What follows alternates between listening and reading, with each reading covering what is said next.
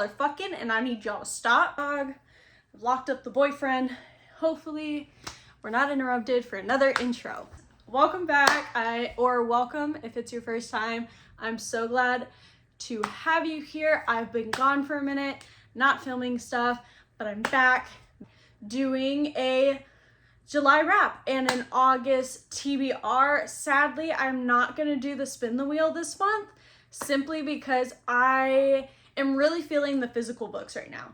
So hopefully that stays consistent and we just keep going. I did not read a lot of books this month, but I dived into the world of From Blood and Ash. And when I tell you, this is so far my favorite series of the year that I can think of, that I started, not that I finished. There's a couple that I've finished that I really enjoyed. I also grabbed a glass of wine because it's 5 p.m. here and I'm gonna read for the rest of the night, and I haven't had wine in a really long time. I haven't drank that much recently either.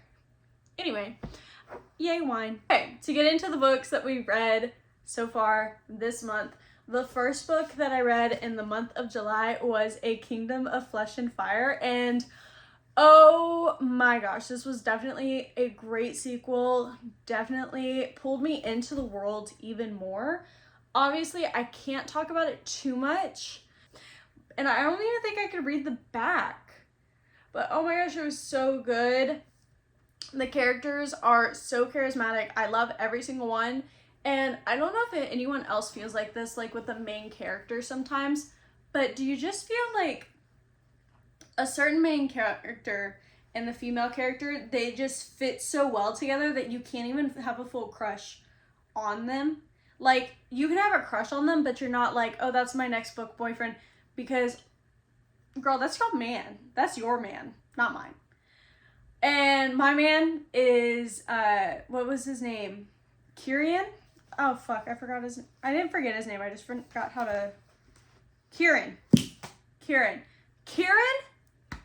my man. I love me Kieran, okay? I love him. I don't know. The sassy, let me guess, you have another question. Yeah, I do. Answer him. I love Poppy and Hawk together. Oh my gosh. Obviously, if you know, you know, but Hawk is he's so cute. Oh my gosh, he's so down bad for her. And I love every second of it. This man is obsessed and she is obsessed. But some trust gets broken and we see how that goes for them. But I really loved it. And I loved it so much that I immediately picked up A Crown of Gilded Bones. Oh yes, I did. And let me tell ya, alright, this took up most of my month. Okay, which is perfectly fine. They're both 600 books, okay? I read 1,200 pages. I might have not read that much, but at least I did that, okay? And I can't tell you anything because this is the third book. But I can tell you to go read it. Just look at me. Look me in the eyes, okay? Trust me. You will enjoy it, okay? The only things that I maybe didn't enjoy about the series, and I'm not going to say which book it is, one book, I am a smut lover. No hate to anybody that loves smut. No hate to anybody that doesn't love smut. Heads up if you don't love smut. I guess heads up if you do love smut, but you also like a strong plot line. Anyways, I'm just going to say, there's a little too much smut in one of the books. Just a tiny bit. And for me, it was because, I want to know the plot. What is going on? I need answers, and y'all are fucking, and I need y'all to stop right now and go give me my answers. That's what I want. And it did kind of annoy me how they kept going, oh my gosh, we need to talk about this, and then not talking about it or talking around it. And I get that's going to push the plot forwards, but if you're not going to talk about it, don't bring it up. That's all I'm going to say. Just don't bring it up for the love of God. 4.75. 5. That's what we're going to say. 4.75 and 5. I've started the prequel based on the reading order, and that will be in the next video for the August wrap up, even though I just finished it 10 minutes ago. Yeah, that one I'm still digesting, okay? But here we go, yay. Okay, and the other 2 books that I read for the month of July is A Ballad of Songbirds and Snakes by Suzanne Collins. This is the prequel from The Hunger Games. I totally forgot the name for 2.5 seconds. I love this book. It is a 5-star book for me, but I hate this character. I wish nothing but the absolute worst for Cornelius Snow, a man who can just make everything seem fine and dandy, and like he's not a psycho, but he is a psycho, and you know he's a psycho. But anyways, I reread this so I could read Sunrise on the Reaping, which I will talk about in a minute and tell you how that is going. Okay, it's a 5-star book for me. Still is a 5-star book because of how much she makes me hate a character. So that's all I'm gonna say. That's all I need to say. And then next, this is my first Abby Jimenez book just for the summer. Oh my gosh, this is the romance that I love. The fictional romance that I love. I love romance books that are just about romance, but this book, oh, I want more books like this, so I will definitely be reading more of her. I don't know what I want to read yet, so let me know down below in the comments what y'all recommend for Abby Jimenez or any other books that are like this, but just for the summer, let me read you the synopsis. If you haven't heard about it, I don't know how.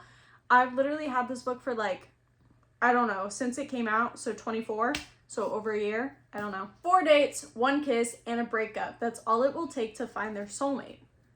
That seems easy, right? It's not. Get ready. When it comes to love, Emma is cursed. Every guy she dates finds his true love after they break up, and it turns out that she's not the only one afflicted with this condition. His name is Justin, and his Reddit thread about being love's good luck charm has gone viral. Now the two have come up with an ingenious plan. If they date each other, their curses will cancel out and they will be able to go and find their soulmates. Only Justin wasn't supposed to be unbelievably cute and hilarious, but when Emma's toxic mother shows up and Justin has to assume guardianship of his 3 siblings, mind you, the youngest is 5, okay? They're suddenly navigating a lot more than they expected, including catching real feelings. Has fate finally brought the perfect couple together, or will their cure be way more hazardous than the curse itself? Okay, so this book was 5 stars for me. I started reading it on the beach. I tried to make it a beach read, but the weather this year in Virginia, by the way, I just moved here, so I say this year as if I've been here multiple years. I have not. But it's just been raining really bad, and I feel like that's a lot of places in the United States recently, it's been raining constantly every weekend. So it's been kind of a struggle. I was supposed to go to the beach with my friend today, but because of the windy conditions, there was a lot of rip currents. There was going to be coastal flooding. That's apparently normal. I don't know. And we just decided that we'll try next weekend and not this weekend. But I started this at the beach in like the beginning of June when I had a friend visiting. And I finally finished it like 10 days ago. I loved it so much though. Once I really got it, oh my gosh, I just became obsessed. I was just like, I need to know what is going on between the two of them. And not just that, this book is definitely a lot about character growth. It felt like a fictional book that happened to be a romance. And I really hope that makes sense. It's just so focused on them two building their lives and figuring out what's going on and then in their own heads and their own scenarios. But they happen to be in love, like fall in love with each other. Like they both seem to be that little escape for the other into this realm where like, this is what it should have been like. This is like great. I'm having this great connection. However, all these other things are like pulling them away, making it more difficult for them. And you see so much growth for both characters throughout the entire time, from knowing each other and knowing the situations each other are in to the very end of the book. And it doesn't exactly, there's not exactly a third act breakup, and that's what I really appreciate about the book. I don't remember when they happened, but I don't feel like there was a, stupid ass reason. I got the reasons to every scenario that they went through. And I guess like her and her mom kind of wrapped up really fast, and I was waiting for a bigger thing just between those two characters. But the twist at the fucking end, it's not even entirely at the end, but the twist was absolutely insane, and I did not see that coming at all. And I literally, from the beginning, I was like, oh, this guy's her dad. That wasn't important at all. That wasn't even close to the twist. I don't even know how. Anyways, she's a genius. Abby Jimenez is a genius that I appreciated very much. This is the 4th book that I read in the month of July. Definitely a really good reading month, which definitely shows that you don't have to read a bunch of books for it to be a good reading month. You just need quality over quantity. But I'm still gonna try for both. And this gets us into the August TBR that we have. Once again, I'm not doing the spin the wheel this month, but stay tuned because I'll probably do it next month. Starting off strong. Since I've already talked your ear off about From Blood and Ash, let's show you the next book in the series that I will be reading. Again, to say one more time, I have read the first book in the prequel series, A Shadow in the Ember, and I just finished it 10 minutes ago, and it's part of the reason I'm hyper. Not gonna lie, it is. But after that book in the reading order, you're supposed to go back to the From a Blood and Ash series and read The War of Two Queens. I can't tell you anything about it, but look at this pretty art. Oh my gosh, is that a sticker? It is. So I went to the bookstore today with my friend, and I don't know why I said friend like that. Please ignore that. Anyways, and I saw that they had the second book of the prequel series, and I was like, oh my gosh, I want to get it so bad, but I have the paperback for the Shadow in the Ember series, or no, it's called Flesh and Fire series.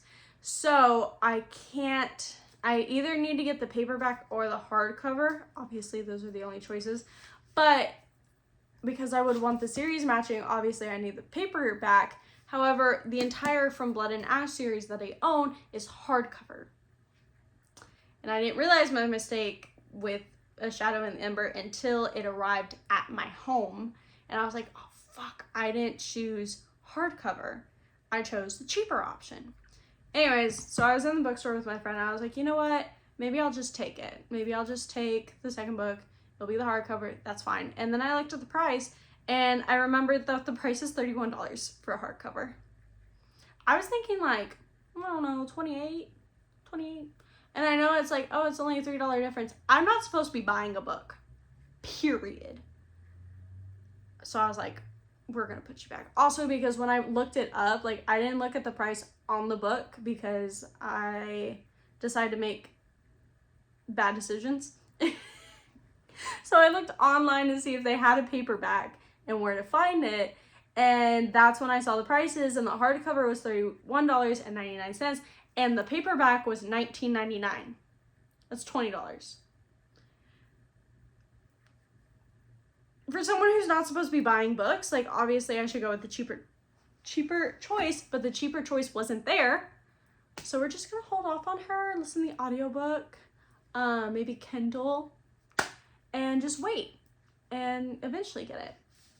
Anyways, A War of Two Queens. I don't know what this looks like without the dust jacket. Is it anything cute? Oh, okay. It's just this. But it's still cute. That's also kind of why I wanted to get the hardcover. They also had something like that that was cute. And it was alligator skin textured. Can you tell that I'm excited to start this? Anyways. Okay. What else should I tell you? Okay.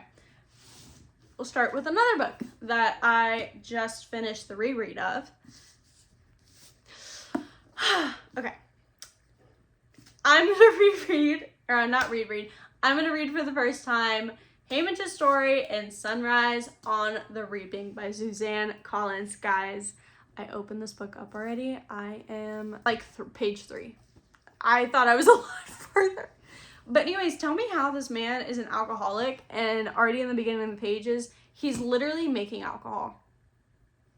And then you're gonna look at me and tell me that this man had to go clean. Hold on, did he actually have to go? Where did he have to go clean? Because I'm like, dude, you know how to make it. Why do you gotta go clean? I mean, you should, obviously. Nobody take that the wrong way. Please, for the love of God, don't take that the wrong way. But I'm simply saying it was kind of a plot hole. But now I can't remember exactly where he was trying to get clean. Because if it was District 13, it would be because they were doing it. I thought it was because a capital supply shortage and catching fire. But I might be wrong. No, because he was stone cold in catching fire. I don't fucking know what I was thinking. Look, it was just a random thought that I had earlier today. But anyway, Sunrise on the Reaping. I'm going to read it, and I'm scared. So let me know if I should be scared, guys. I don't know how this is going to go for me. So pray for me. Wish me luck. First, we have The Bone Crier Moon by Catherine Purdy? I don't know. Look how pretty it is, though. So I've seen this book for years in the bookstore, and I had not picked it up. But recently, I saw it, and I was like, you know what? Fuck it. Let's do it. And I grabbed it. And this is what it's about. Bone criers have a sacred duty to ferry the spirits of the dead to the afterlife, but the gods demand a sacrifice from them to prove their dedication. Elisa, I don't know, has prepared since birth to become the matriarchy of the bone criers, but first she must complete her rite of passage by finding and killing the boy she's destined to love. Baston has been seeking revenge for his father's death at the hand of a bone crier. When he finds Elise on the night of her ritual, their fates become intertwined in life and in death. Sabine has never had the stomach for the bone crier's work, but when her best friend Elise is taken captive, Sabine will do whatever it takes to break the bond between Elise and Bastion before they all die. Oh my gosh, it's a duology. I didn't even know that until I read it all the way to the end. I'm a dumbass. Guys, once again, this book is on the TBR. I'm not going to talk about it much. It's on my other videos if you would like to watch those. But we haven't got to it yet, and we're going to get to it this month. I will try my best. Is that enough? Is that enough for y'all? Is trying my best enough? I feel like trying my best should be enough. So summer is coming to the end, so I'm trying to read all my like summery vibe books, or at least what they give me summery vibes. So next on the list is Book Lovers by Emily Henry. Emily Henry just always give me summer vibes. Definitely after reading Beach Read, and I know that one, like, obviously Beach Read, and this one's Book Lovers, so like it doesn't have anything to do with the beach. But it's just the vibe I get, and I'm pretty sure it's in the month of August. So we definitely have to read this book because it's in the month of August, guys. Come on. Let me tell you about it if you don't know. If you do, more than welcome to skip ahead. Nora Stevens' life is books, and she's read them all. She is not that type of heroine. Not the plucky one, not the laid-back dream girl, and especially not the sweetheart. In fact, the only people Nora is a heroine to is her clients, for whom she lands enormous deals as a cutthroat literary agent, and her beloved sister, Libby. Which is why she agrees to go to Sunshine Falls, North Carolina in the month of August, when Libby begs her sister for a sister's trip away, with visions of a small town transformation for Nora, who convinced she needs to become the heroine of her own story. But instead of picnics in the meadow and run-ins with a handsome country doctor, Nora keeps bumping into Charlie, a bookish, brooding editor from back in the city. It would be a meet cute if it wasn't for the fact that they have met many times and it has never been cute. If Nora knows she's not an ideal heroine, Charlie knows he's nobody's hero. But as they are thrown together again and again in a series of coincidences no editor worth their salt would allow, that they discover might just unravel the carefully created stories they've written about themselves. So your girl's very excited for this romance book. Hopefully a little bit more fiction in there. I'm really starting to love fiction books.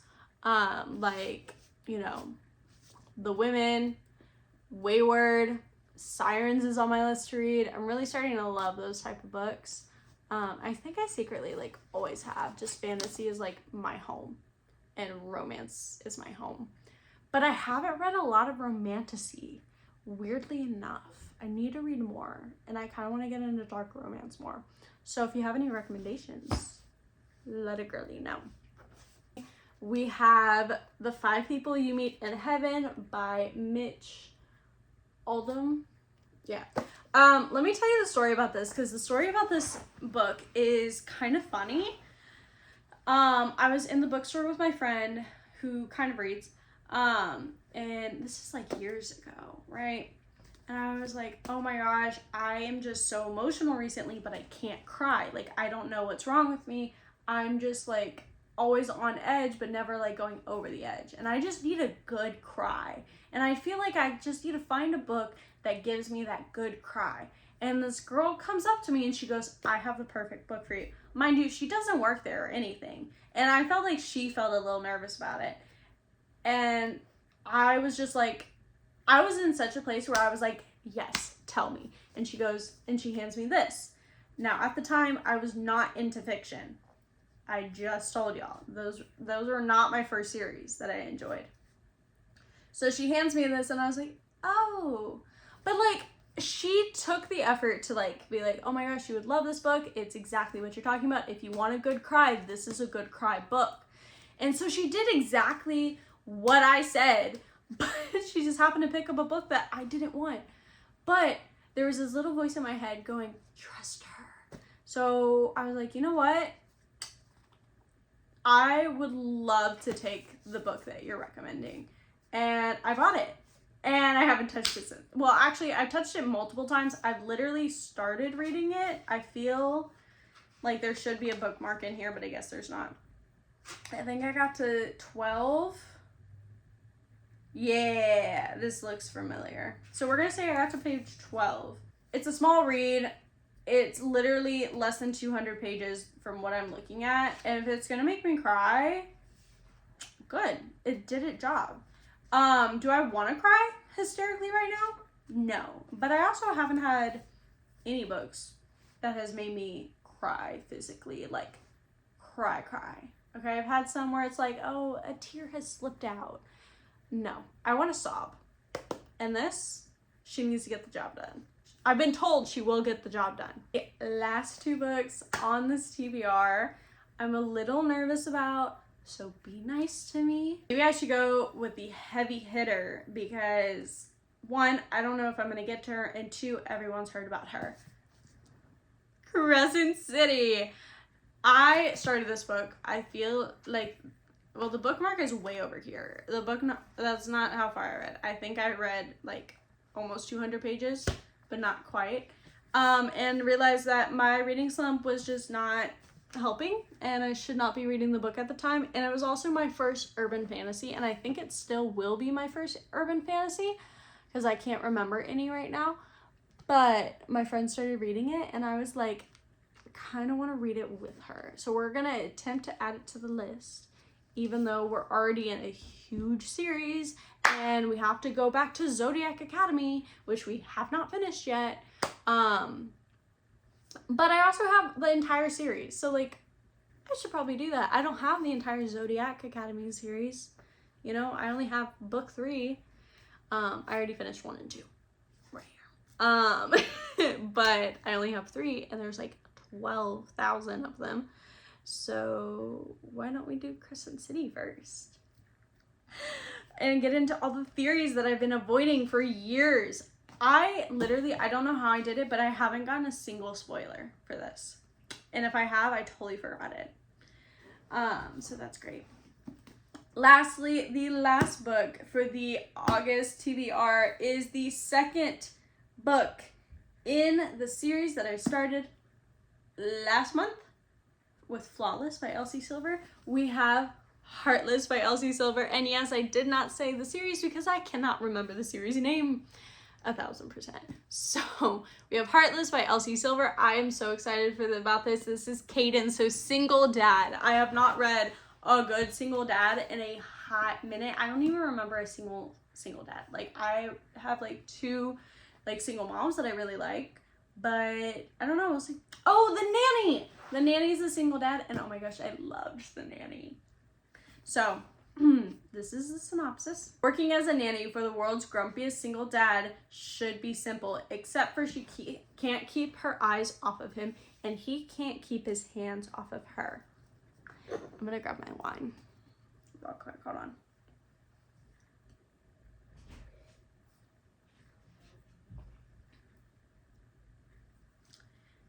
Caden Eden is 13 years older than Willa Grant, and he's barely looks her way, even though she's living in his house for the summer. That is, until she gets him into a hot tub for one night for a game of truth or dare, and all bets are off. So are their clothes. Ooh, already spicy. I'm just reading the synopsis, guys. Chill. Caden is gruff and a little rough around the edges, but broad-shouldered ranchers with calloused hands and filthy mouths are this city's girl's kryptonite. Who is she to resist? But it's in their quietest moments together that he softens, and it's in the unexpected way he takes care of Willa that she realizes his hardened exterior is just a facade. And it's when she catches him going all sweet for his little boy that she starts to fall for him, whatever the consequences. So my phone died. So we're gonna do the last couple minutes this way. Hello. Anyways, I was reading the synopsis, so let's get into it. Someone once convinced Caden that his best wasn't good enough, but Willa has never felt more cherished than she does in his arms. Her contract says this arrangement is only for 2 months, but his heart says this is forever. Alright, so that is the wrap up for reading in July and the TBR for August. Thank you guys. Leave comments, questions, recommendations down below in the comments, and love you. Mwah, and subscribe. Bye guys.